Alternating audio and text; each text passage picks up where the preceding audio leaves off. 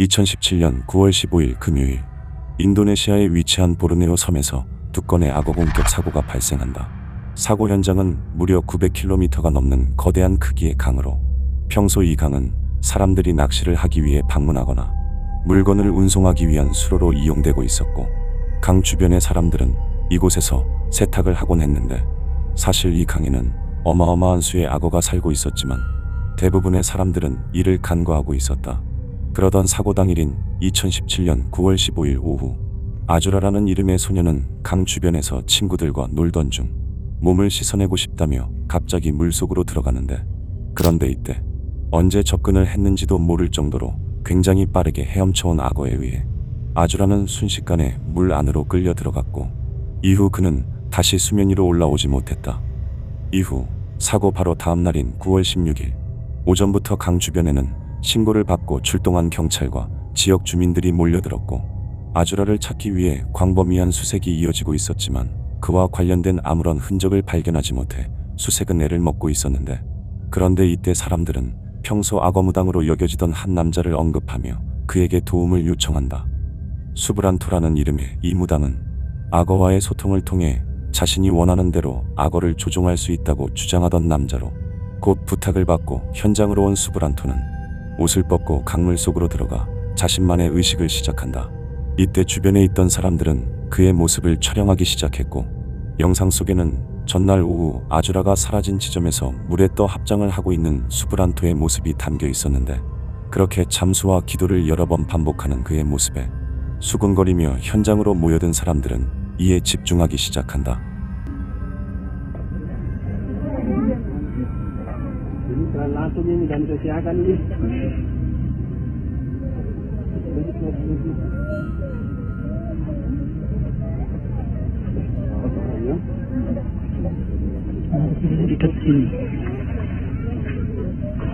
갑자기 무언가를 보기라도 한 듯 빠르게 헤엄쳐 현장을 벗어나는 수브란토의 모습을 끝으로 영상은 종료되었는데, 이후 알려진 바에 의하면 현장을 벗어나려던 수브란토의 움직임이 있고 몇 초 후 어디선가 나타난 악어가 물 아래에서 그를 끌고 가버렸고, 이후 수브란토 또한 다시 수면 위로 올라오지 못했다고 한다.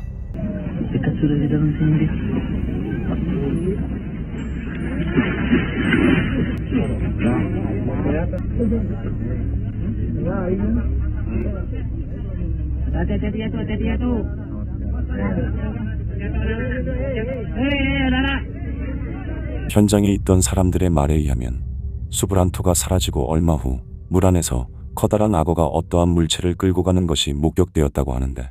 그렇게 하루가 더 흘러 다음 날이 되었을 때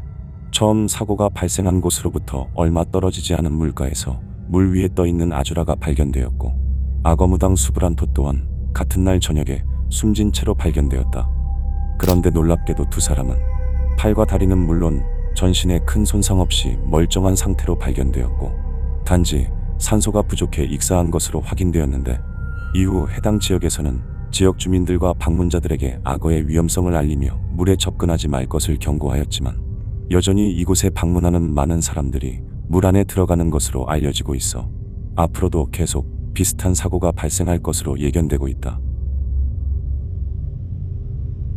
2012년 10월 5일 금요일, 미국 플로리다주 디어필드 비치에 위치한 한 가게에서는 바퀴벌레 먹기 대회가 한창 준비 중이었다. 이날 밤 벤시걸 랩타일즈라는 파충류 매장에서는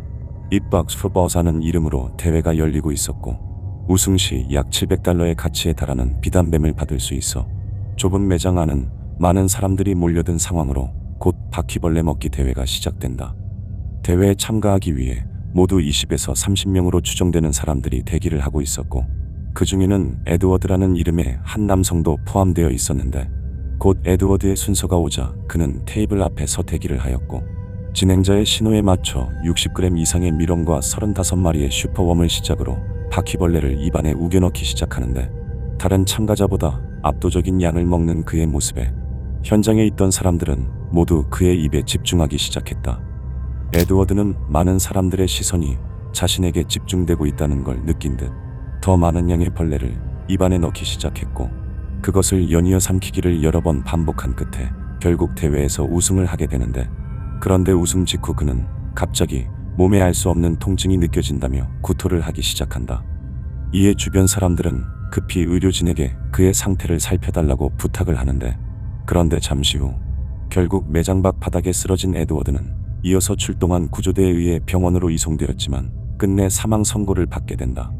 그가 세상을 떠난 후 초기 검진을 한 전문가들은 이물질을 포함한 많은 양의 단백질 섭취로 인해 알레르기 반응이 일어나 사망한 것이 아닌가 하는 추정을 하였는데, 그런데 며칠 후 나온 검사 결과 그의 사인은 내용물에 의해 기도가 막혀 발생한 질식으로 확인되었다. 부검 결과 에드워드는 벌레를 충분히 씹지 않고 그대로 넘기는 과정에서 뾰족한 조각들이 목구멍에 걸리며 점차 기도가 막히기 시작했고,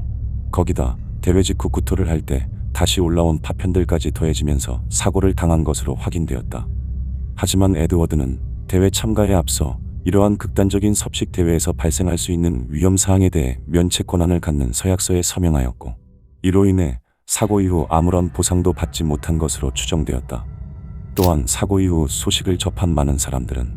이러한 대회나 도전의 위험성에 대해 경각심이 필요하다고 말하면서도 대회를 개최한 매장 측에 충분한 안전조치가 마련되어 있었는지 의문이라며 세상을 떠난 에드워드에 대해 많은 안타까움을 표하였다. 2024년 6월, 중국 장쑤성 양저우시에 위치한 한 마을에 살던 소녀가 어느 날부터 갑자기 벌레를 토해내기 시작한다. 당시 8살이었던 이 소녀는 사건이 일어나기 며칠 전부터 구토 증상을 보이기 시작했고, 구토를 할 때마다 매일 1cm 길이의 살아있는 벌레를 토해냈는데, 처음엔 구토를 하다 우연히 벌레가 섞인 것이라고 생각했지만 증상이 계속 이어지자 소녀의 가족들은 무언가 잘못됐다고 판단해 병원을 찾게 된다. 그도 그럴 것이 처음엔 한두 마리에 불과했던 벌레는 그 수가 점차 늘어 한 번에 4-5마리까지 몸속에서 튀어나오고 있었고, 구충제를 복용했음에도 이러한 현상은 무려 한 달여 동안 지속되었는데,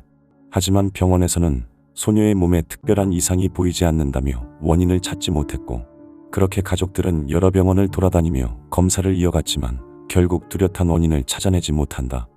그런데 그로부터 얼마 후 마지막으로 방문했던 양저우시의 한 어린이 병원에서 가족들은 뜻밖의 진료 결과를 얻게 된다.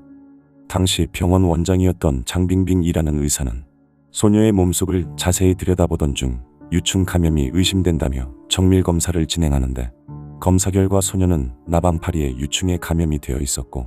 이 나방파리는 주로 화장실과 같은 습한 환경에서 서식하는 해충으로 화장실 바닥이나 세면대 배수구, 그리고 벽면 틈새 등 물기가 있는 곳에 무리 지어서 살아가는 것으로 알려져 있다. 실제로 소녀의 가족들은 집안 화장실에서 오랜 기간 나방파리가 날아다니고 있는 걸 봤다고 말하였고, 이에 의료진은 즉시 소녀에게 기생충을 사멸시키는 약물 치료를 하였는데, 그 결과 소녀는 언제 그랬냐는 듯 바로 증상을 회복해 일상생활로 돌아올 수 있었다.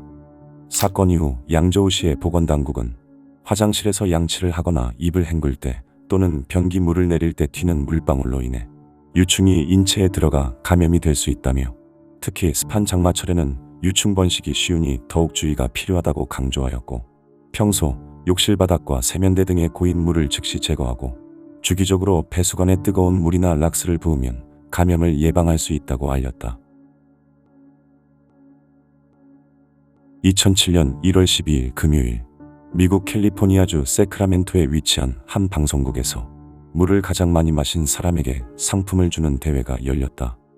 이날 라디오 방송 D&D에서는 닌텐도 위 제품을 걸고 물 많이 마시기 대회를 진행할 예정으로, 대회에 참가한 참가자들은 대회가 끝날 때까지 소변을 참으며 물을 마셔야 했고, 가능한 많은 물을 마신 사람에게 상품이 제공될 예정이었다.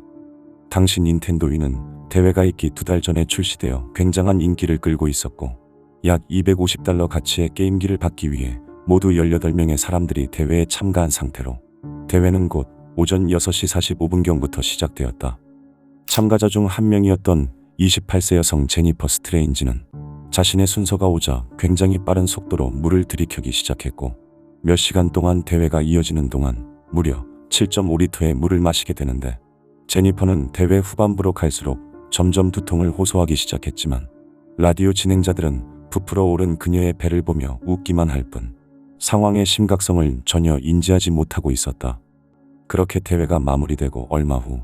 집으로 돌아가던 제니퍼는 몸에 이상을 느꼈고 이에 친구에게 전화를 걸어 머리가 너무 아프다며 얘기를 하는데, 그로부터 몇 시간 후 제니퍼는 자신의 집 욕조에서 사망한 채 발견된다. 조사 결과 제니퍼는 많은 양의 물 섭취로 인해 수중독에 의해 사망한 것으로, 한 전문의는 대량의 물을 빠르게 섭취할 경우 신체에 전해질 균형이 깨져 뇌부종과 혼수 상태에 의해 생명이 위험할 수 있다며, 만약 제니퍼가 대회 직후 나트륨 정맥 주사로 물의 영양을 상쇄하는 긴급 처치를 받았더라면 살 수 있었을 것이라고 말하였다. 사고 이후 법원은 라디오 방송국에 하나 약 230억의 보상금을 지불하라고 판결하였고, 방송국이 사전에 이러한 위험을 인지하고 있었다는 것이 알려지면서 관련자 10명이 해고된 것으로 확인되었다. 한편 이 사고로 인해 라디오 방송국에서 열리는 대회에 대한 안전 규정을 모두 재검토하게 되었고, 방송국은 참가자의 안전보다 오락을 우선시하는 방송 문화가 바뀌어야 한다는 비판을 피할 수 없었다. 세계 곳곳에서 일어난 4가지 비극 사건에 대한 구독자분들의 의견을 댓글로 남겨주세요. 영상이 마음에 드셨다면 좋아요만 부탁드리겠습니다. 오늘도 끝까지 봐주셔서 감사합니다.